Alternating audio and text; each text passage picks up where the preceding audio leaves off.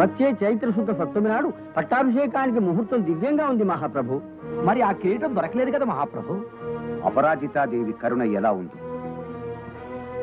ఒకవేళ కిరీటం లభించకపోయినా పుష్ప కిరీట ధారణతోనైనా పట్టాభిషేకం జరుగుతుంది.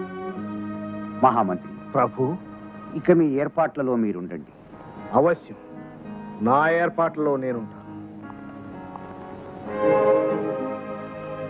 నాన్నగారు ఆ మకుట మహిమను గురించి అంతగా చెప్పారు. మరి అది లేకుండానే పట్టాభిషేక ముహూర్తం నిర్ణయించారేమిటి? చూడము, శ్రీ క్షేమేంద్ర భూపతుల దివ్య సన్నిధికి అనేక ప్రణామములు.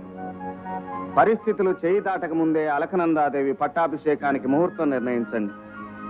కిరీట చౌర్యానికి సంబంధించిన సమాచారం తెలిసింది.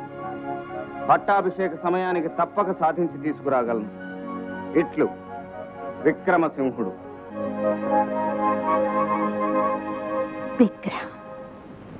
సన్నజాజి పక్క మీద సంకురాత్రి, మొగుడు పెళ్ళాలుగా మొదటి రాత్రి,